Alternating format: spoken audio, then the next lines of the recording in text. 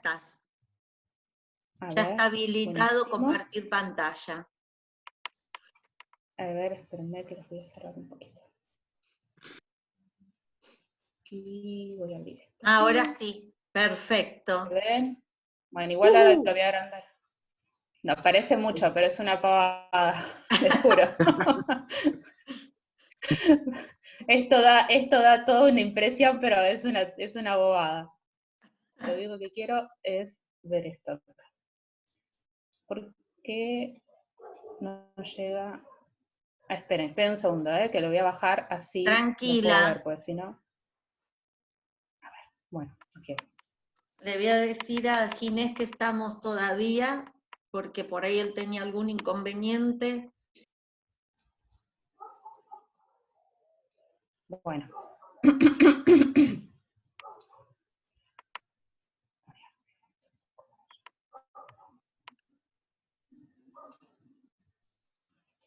Ahí está. El tema de la injusticia epistémica esencialmente no, o en sí mismo, mejor dicho, no es nuevo. Empiezo, ¿no? Sí, ¿Se escucha bien sí, todo sí, eso? sí. Bien, buenísimo. Sí. No, igual es algo bastante superficial, pero para que cada uno tenga una idea de cuál sería el marco teórico que proporciona esta herramienta, porque es fundamentalmente eso, ¿no? O sea, como reflexión original, no sé si tiene tanto valor la reflexión de Fricker en el sentido de que ya eran temas que se venían discutiendo, la cuestión de la opresión epistémica, por ejemplo, ¿no? O desde el feminismo, o desde la filosofía que trabajaba los problemas raciales y demás, ya en la década del 70. O sea, en cuanto al contenido de los temas, no sé si es tan novedoso. Ahora, sí es novedoso en cuanto a las categorías que proporciona para pensar estos temas. ¿Bien? Y sobre todo en que para establecer esas categorías, ¿no? Combina tres ramas de la filosofía, que son la ética, la epistemología y la filosofía política, sobre todo, ¿sí? O sea, en este modo que tiene Fricker de trabajar este tema, se nota la conjunción de esas tres ramas de la filosofía, ¿bien?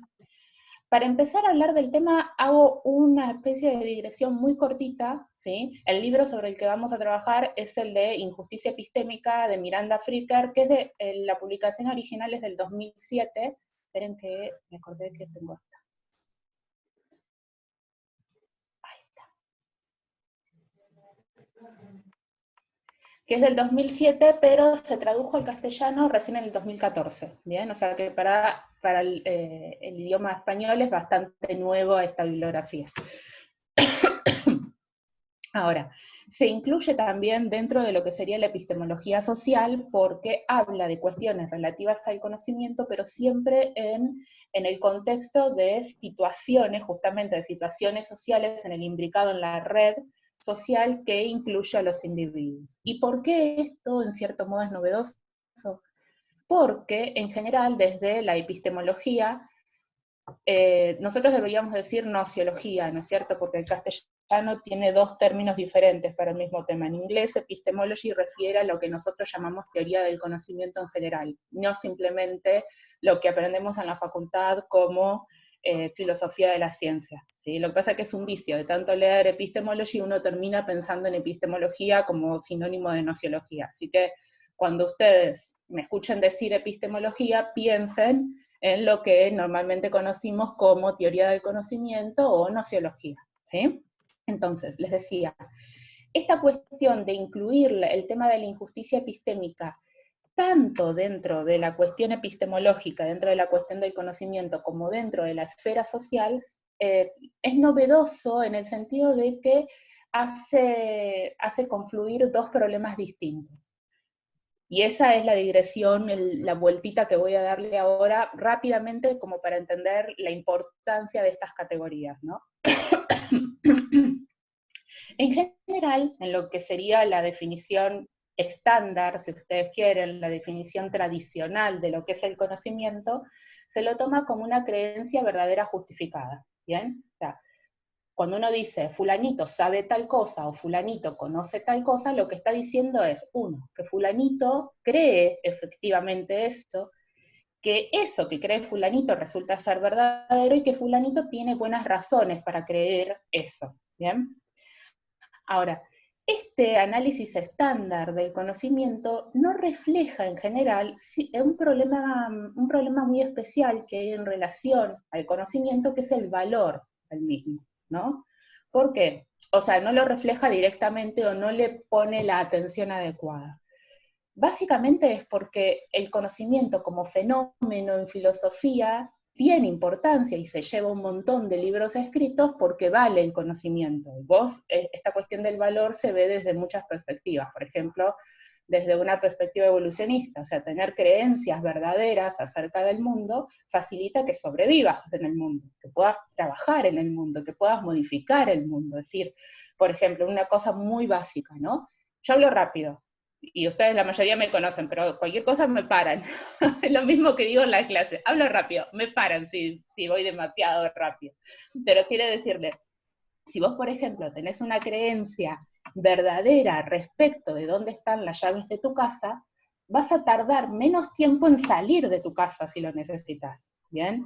O la clásica, saber dónde, en qué parte del bolso pones las llaves de la casa para no tener que estar 2 horas después buscándolas. ¿Bien? Tener creencias verdaderas respecto del mundo ayuda, facilita, digamos, la adaptación al mundo. Ahora, esa es una de las cosas básicas acerca de por qué vale el conocimiento, por qué nos importa conocer, ¿bien?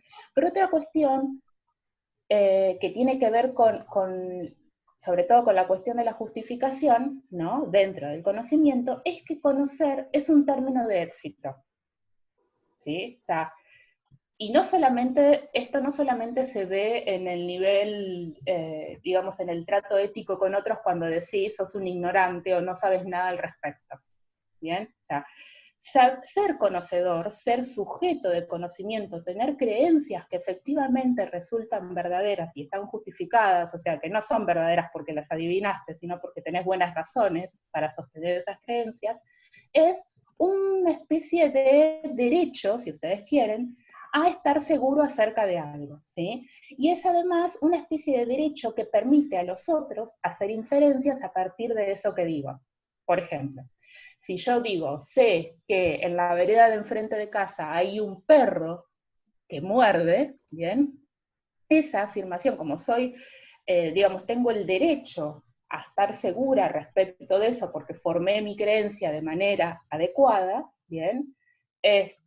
Porque está justificada mi creencia, me habilita a mí a hacer inferencias a partir de eso, pero también habilita a otros, habilita al vecino de al lado a no ir a la vereda de enfrente, por ejemplo, ¿bien? O a decir, no voy a dejar que mi nene cruce porque efectivamente hay un perro, porque Romina me dijo que hay un perro que muerde, ¿se entiende? O sea, el conocimiento, y eso se nota en la cuestión de la justificación, ¿no es cierto?, de cómo justificamos, de qué tan justificadas están nuestras creencias, tiene en su corazoncito la cuestión de que se trata de un término de éxito, de modo que es preciado tener conocimiento, es preciado, buscamos afanosamente la mayor parte de las veces que se nos acredite el papel de sujeto que conoce, de sujeto cognoscente, de sujeto de conocimiento, ¿se entiende? O sea, esa cuestión que en el análisis tradicional de conocimiento se suele dejar de lado, Fricker la retoma de una manera bastante particular. ¿Por qué? Porque dice, o deja entrever, ¿no?, que cuando uno le atribuye conocimiento a otros, no simplemente está la cuestión de la justificación, si ustedes quieren, de la evidencia empírica para esa creencia, sino que intervienen otras cuestiones, ¿sí? Cuestiones que tienen que ver con cosas mucho más irracionales que saber si tuviste buena evidencia para decirme, por ejemplo, que el perro de la vereda de enfrente muerde, ¿bien? O sea, lo que plantea Fricker es que en la ascripción de conocimiento hacia los otros, porque no es simplemente que uno se ascribe a sí mismo conocimiento, ¿no? O sea, uno también dice fulano sabe tal cosa, Es decir, le da el estatus de sujeto cognoscente a otras personas. Entonces, en ese momento, en esa cuestión, en establecer al otro como un sujeto de conocimiento, intervienen otros factores. El factor más relevante del que habla Fricker es el que tiene que ver, como había dicho Liber hace un ratito, con la cuestión de los prejuicios y la injusticia testimonial, ¿no? Ahora les voy a contar de qué se trata eso. Pero también, y esto se nota en lo que se llama la injusticia hermenéutica, hay vacíos, ¿sí? Vacíos estructurales, vacíos teóricos que comparte un grupo, que no permite que un determinado sujeto de ese grupo pueda comprender, explicarse a sí mismo y explicar a los otros determinada situación. Entonces esas dos cosas, los prejuicios y este vacío en el campo del significado de un grupo social, dañan, ¿sí?, a determinados sujetos como sujeto de conocimiento. Es decir, le quitan, le niegan o le rebajan simbólicamente ese estatus que es un estatus preciado. Es decir, buscamos, por la naturaleza del conocimiento es tal que busca el éxito, que busca ser reconocido por uno mismo y por otros como portador de una creencia verdadera, porque eso es tener una creencia exitosa, ¿sí? No en un sentido exitoso, no en un sentido peyorativo, sino en el sentido de una creencia que sirve, ¿bien? Entonces, les decía, se incluye dentro de esto de lo social, ¿no? Siempre va a hablar de sujetos que están socialmente situados, Fricker, de prácticas concretas, ¿bien? Ella no quiere hablar del conocimiento desde un aspecto meramente teórico, necesita, da este marco teórico, da estas categorías, estas etiquetas para pensar determinados problemas, pero esos problemas que se piensan en relación al conocimiento son problemas prácticos, problemas reales, ¿bien? Y el punto de partida de ella es primero reconocer que la injusticia es un fenómeno autónomo. ¿Qué quiere decir con esto? Que en general, en la historia de la filosofía occidental siempre se pensó a la justicia como el original y a la injusticia como una especie de mala copia, de copia imperfecta o el contrapuesto de la justicia. Algo análogo a pensar, corríjanme Susana, Nicolás, ¿no es cierto? Algo análogo a pensar que el mal es la ausencia de bien, ¿no? O sea, el original es la justicia. Y que en general se piensa la injusticia como una especie de carencia o de justicia defectuosa, si vos querés. Lo que ella dice es que no, que la injusticia es un fenómeno que se tiene que estudiar aparte, ¿por qué? Porque se constituye en la norma y no en la aberración de la norma. Dice, lo que sucede a diario en las prácticas humanas, en las prácticas entre los sujetos, cuando se tiene que ver con el conocimiento, es que se trata de injusticias. O sea, la norma no es la justicia, al contrario. La norma es la injusticia, ¿bien? Y la otra cuestión importante que ella busca a lo largo del libro es tratar de establecer si pueden darse virtudes híbridas, le dice ella, son virtudes que tienen un nivel tanto ético como epistémico, ¿bien? Tanto para lo que es la injusticia testimonial como para la injusticia hermenéutica, y esas virtudes, que si bien ella en cierto sentido es optimista con respecto a que se pueden lograr, también es pesimista con respecto a los límites que se pueden tener al tratar digamos, no solamente de desarrollar, más bien sería, ¿no? De desarrollar esas virtudes. Y esas que se supone que podrían contrarrestar a la injusticia epistémica, ¿bien? Otra cuestión importante a tener en cuenta es que cuando hablamos de injusticia epistémica no es lo mismo que la injusticia distributiva del conocimiento. A ver, por ejemplo, este problema que hay ahora del acceso a la conectividad de Internet, por ejemplo, ¿no? También es un caso de injusticia, si ustedes lo piensan bien, pero se trata más bien de la distribución del conocimiento, ¿sí? O sea, o por ejemplo, si se corta información, si se niega información a algún grupo social respecto a determinado proyecto del gobierno, por ejemplo, ¿bien? Eso también es una forma de injusticia, pero es una forma de injusticia distributiva, de cómo se distribuye el conocimiento dentro de un grupo. Y no es eso sobre lo que quiere trabajar Fricker, ¿bien? Perdón. Sí. No, a mí lo que me llama la atención, esto que vos decías al inicio, ¿no? O sea, no hay ninguna, o sea, obviamente no hay ninguna novedad, esto está siendo trabajado desde hace muchos siglos, ¿no? Cuando hablabas de las cuestiones del conocimiento, las encontramos, bueno, ya en Aristóteles, retomadas después Sí. haciendo un salto, pero durante todo el periodo mal llamado medieval y en Guillermo de Ockham, donde la cuestión de esa impronta tiene mucho que ver con esto que vos decías. El conocimiento no es un conocimiento absoluto, sino que es un conocimiento de ese momento, de esa situación. La cuestión está en la repetición, ¿no? Por eso niega las relaciones causalísticas, que después lo vamos a ver en Hume, ¿no es cierto? Y con respecto a esto que estabas diciendo recién, por eso me resulta muy interesante, y por otro lado me apena que no se haga mención a que es un proceso de conocimiento que no es ninguna novedad, sino que es un abandono de esa forma del conocimiento, ¿no? El conocimiento del singular de una situación que vos no podés transferir a otra, que tiene que ver con lo que decía Diego al inicio, cuando hablaba del diagnóstico, porque el diagnóstico lo que hace es clausurar la novedad que trae una persona con un determinado padecimiento. Entonces el diagnóstico lo aplico a la generalidad, a las cuestiones comunes. Y acá me parece que lo que venimos haciendo nosotros también es ese olvido de, un poco también como dice Nietzsche, siguiendo también a Ockham y a Hume, el olvido de la repetición. Entonces, cuando un acontecimiento se repite y que lo podemos resolver con un pseudo conocimiento, pensamos que estamos en poder del saber. Y entonces petrificamos la búsqueda, petrificamos el conocimiento, la búsqueda del conocimiento y repetimos. Y esto último que estabas diciendo en relación con lo del punto de partida, el punto de partida fue nuestro punto de partida, que nunca lo completamos, pero fue nuestro primer proyecto, que era cómo la injusticia genera justicia.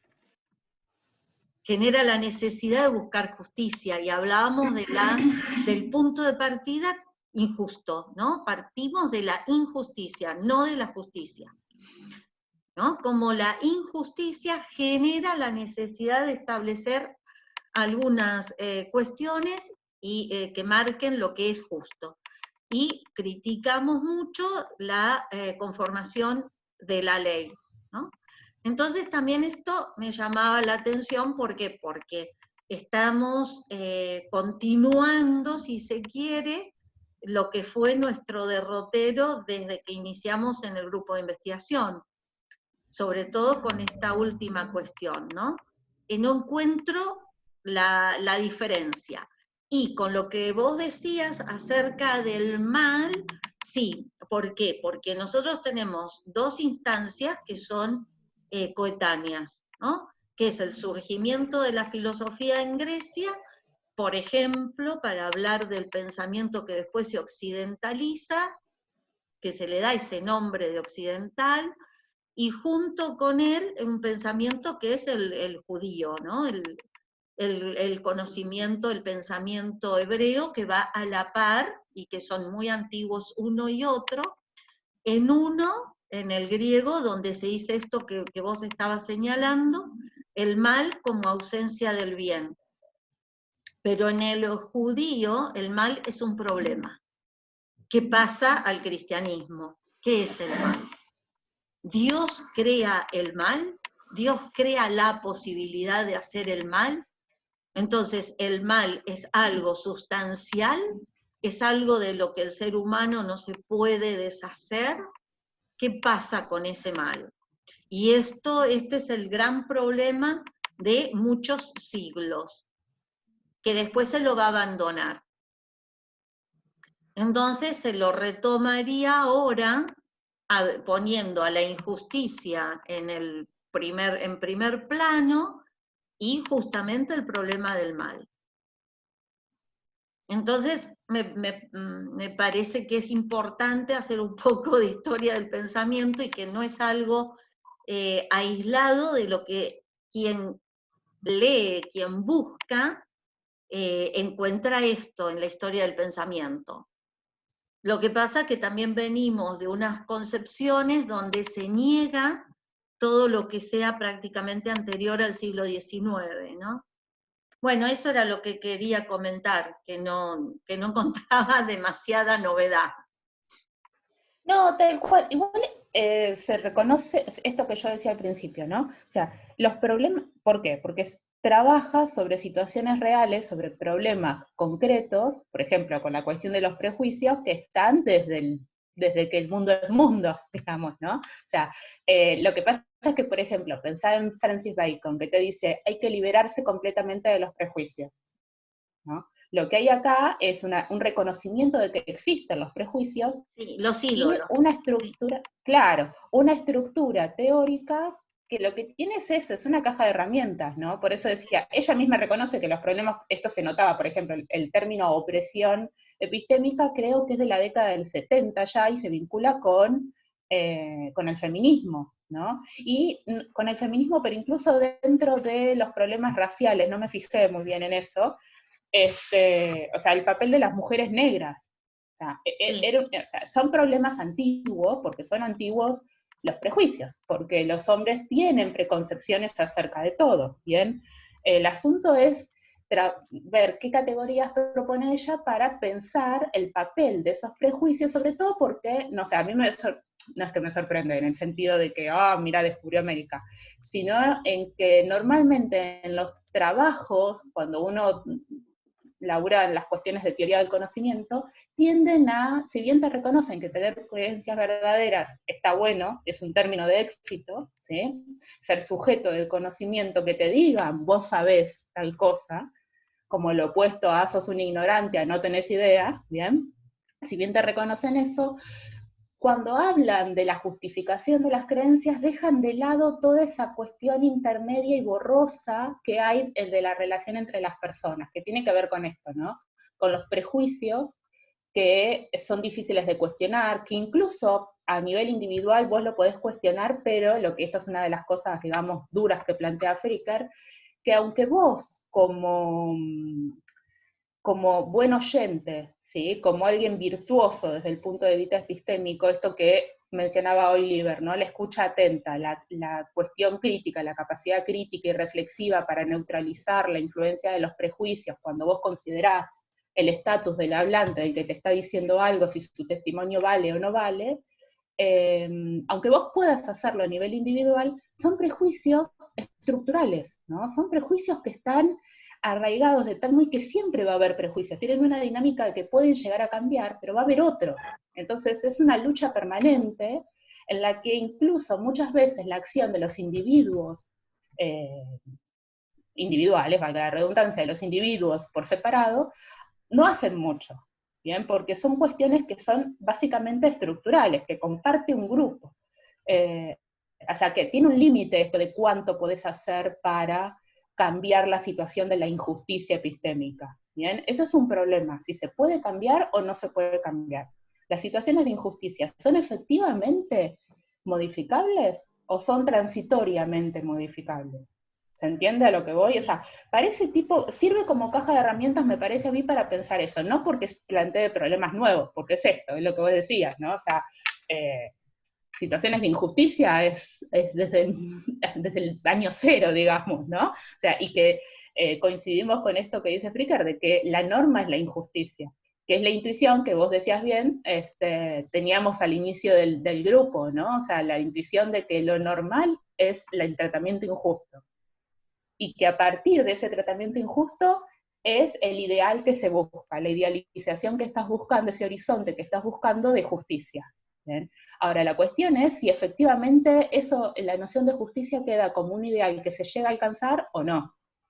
Me parece que esto es una de las cuestiones que salen, ¿sí?, del libro de Fricker, de hasta dónde podés tener esperanzas, optimismos, hasta dónde, viste, podés llevar este ideal de los iluministas de que la educación, por ejemplo, la conciencia crítica, la capacidad reflexiva, pueden neutralizar los efectos de los prejuicios. ¿No? Ahí, perdón, sí. Esa es otra de las cuestiones que antes no mencioné, pero la cuestión del prejuicio. O sea, claro. eso que vos estabas diciendo, el prejuicio, o sea, puede desaparecer algún tipo de prejuicio, pero seguro que va a aparecer otro. Y el problema está cómo se desarrollan los prejuicios, para qué nos sirven los prejuicios. Porque los prejuicios muchas veces funcionan como mecanismos de defensa. Entonces, en lugar de eliminar el prejuicio, se genera un prejuicio mayor. Y cuando se habla de la educación, o sea, yo soy utópica con la cuestión de la educación porque me parece que es un espacio donde se puede trabajar en contra de los prejuicios, pero lamentablemente es el espacio, la educación institucionalizada, donde más se generan prejuicios.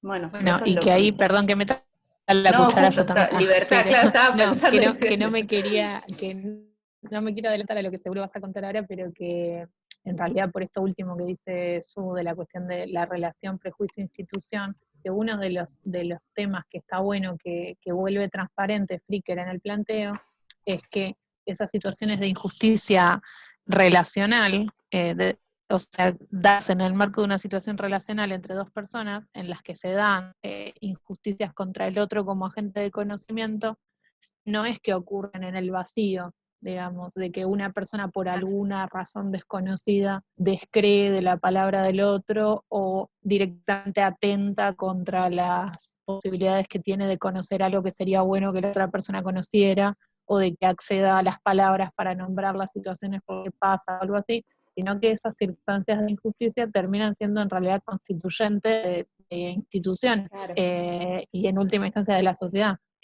Tal cual.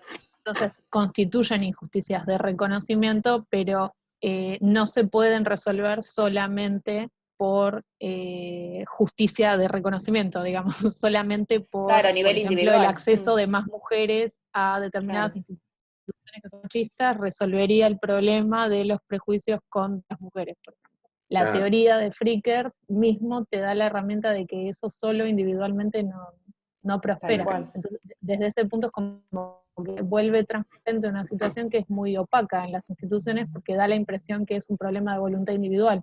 Y tal no cual. lo es, de hecho. Tal cual, eso, o sea, hay un nivel en el que vos podés poner toda tu buena voluntad, ¿no? Para poder ser un buen oyente, pero no alcanza para neutralizar completamente los efectos, ¿no? De esos dos tipos de injusticia.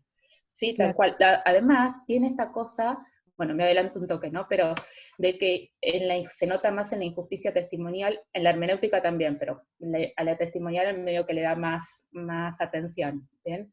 Que no se hace deliberadamente, o sea, ese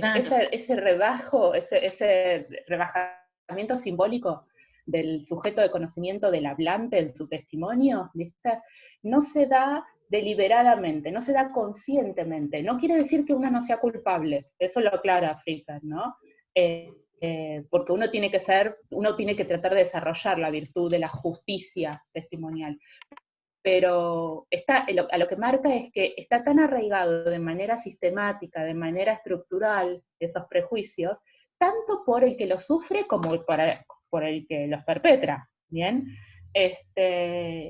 Que ahí eso pone un límite, digamos, a la cuestión de la influencia al desarrollo de la virtud epistémica, ¿sí? De la conciencia crítica y reflexiva. Eso me parece que está bueno también, que no es absolutamente empirista, digamos, empirista, quiere decir optimista, ¿bien? O sea, que es bastante realista respecto de qué es lo que se puede hacer, ¿sí? No quita que no se pueda cambiar todo, pero el trabajo es arduo en ese sentido, porque incluso tiene que haber un trabajo previo de concientización, ¿sí? en cuanto a cuáles son los prejuicios. Es difícil reconocerlos como tales, ¿no? Pero eso no, ella dice que eso no es algo propio o no es algo exclusivo de los individuos, ¿sí? Como tales, sino que se da porque la estructura misma de todo el sistema está marcada, está establecida a partir de esos prejuicios, ¿bien?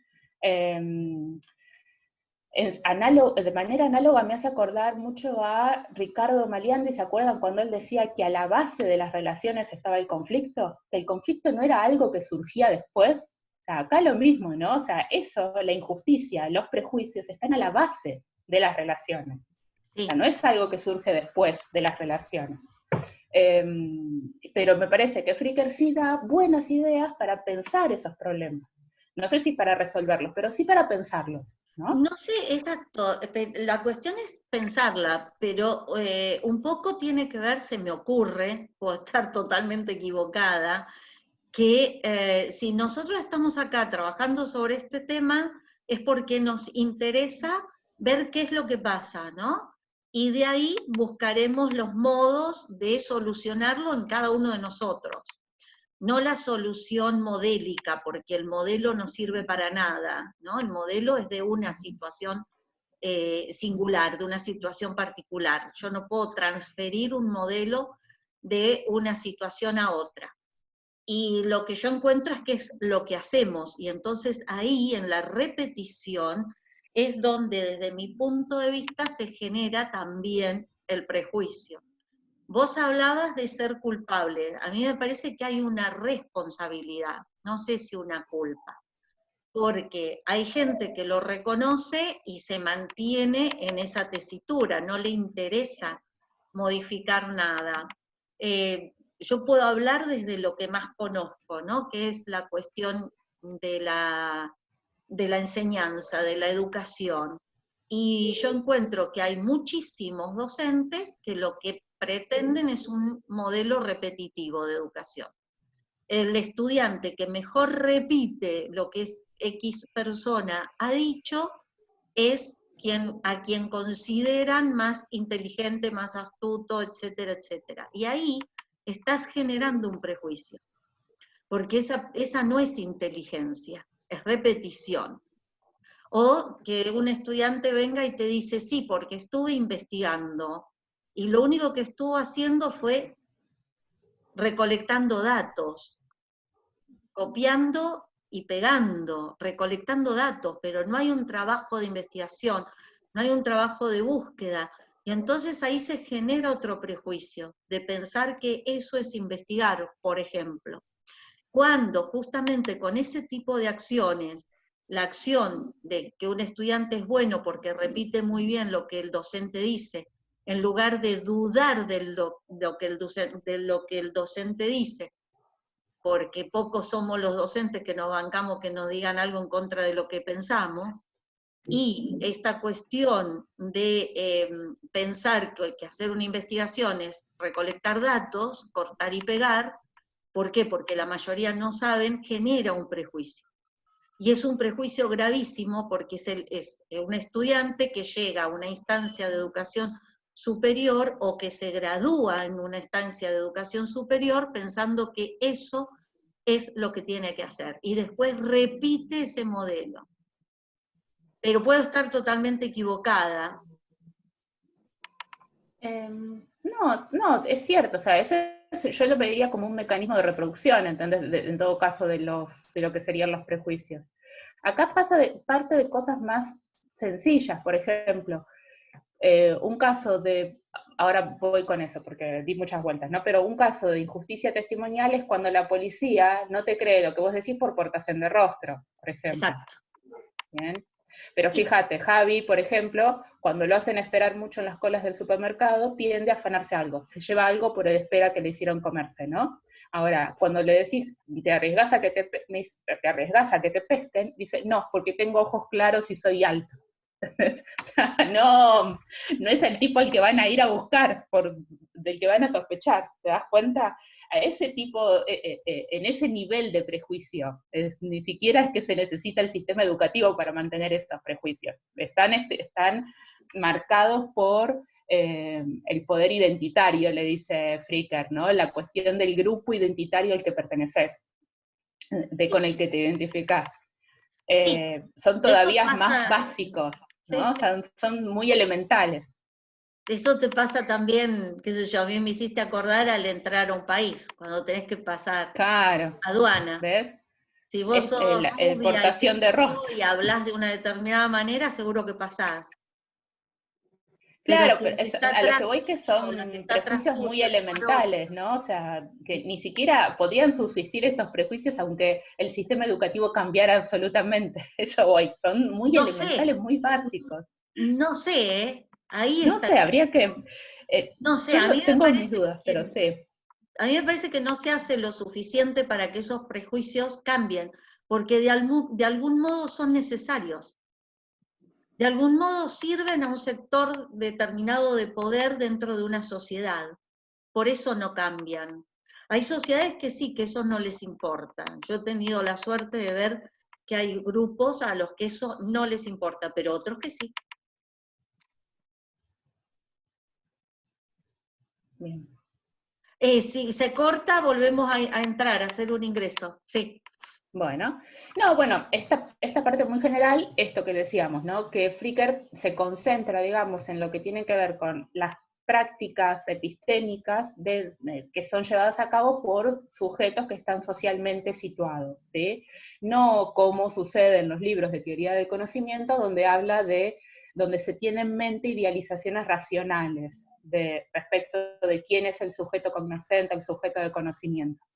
Y estas prácticas concretas, prácticas humanas, ella sobre todo trata de ver dos, ¿no? que se vinculan con el conocimiento y con la relación entre los seres humanos, que una de ellas es transmitir conocimiento a otros mediante el testimonio, es decir, cuando hablamos de conocimiento, y yo digo, tengo el derecho a estar seguro de que tal cosa, y por eso soy un sujeto de conocimiento, una injusticia de tipo testimonial sería decir que no disminuir mi credibilidad en función, por ejemplo, de que soy mujer, ¿sí? O de que vivo en el conurbano, por ejemplo, Sí. ¿no? Puede haber varias, digamos, estrategias en ese sentido. Pero la idea es que se me rebaja a mí, se me disminuye, se me niega mi condición, mi estatus de sujeto cognoscente, ¿sí? ¿Vos qué sabés? Vos no sabés nada si tal cosa, ¿bien? Por ejemplo, se puede pensar también con respecto a los niños, ¿no? A las infancias, o sea, no darles el estatus de sujeto cognoscente porque son chicos, ¿bien? O esto que hablábamos con Diego hace un rato, o sea, no dárselo a determinadas personas porque se asume que es porque son viejos, por ejemplo, tienen menos memoria, ¿bien? O no se dan cuenta de lo que están diciendo. Es en ese nivel, esa es una de las formas. Y la otra forma, o la otra, mejor dicho, situación concreta respecto del conocimiento en la que está pensando Fricker es el dar sentido a nuestras propias experiencias sociales, ¿bien? A que podamos decir qué tipo de experiencias tenemos, tanto para nosotros mismos como poder transmitírselo a otro, explicárselo a otros. Y eso tiene que ver con la injusticia hermenéutica. Ahora voy a hablar de eso, bueno, ya se corta, ¿no? Pero ahora cuando volvemos voy a las dos formas que puede tener esta injusticia epistémica según Fricker, las categorías que ella propone. Mientras tanto, tenemos esta cuestión de que la injusticia epistémica es epistémica al menos en tres sentidos. ¿Por qué? Primero, porque le niegan al sujeto cognoscente, al sujeto de conocimiento, le niegan ser tal, le niegan, recordemos que es una cuestión de éxito, ¿no? Que está bueno ser un sujeto de conocimiento, que te consideren sujeto de conocimiento.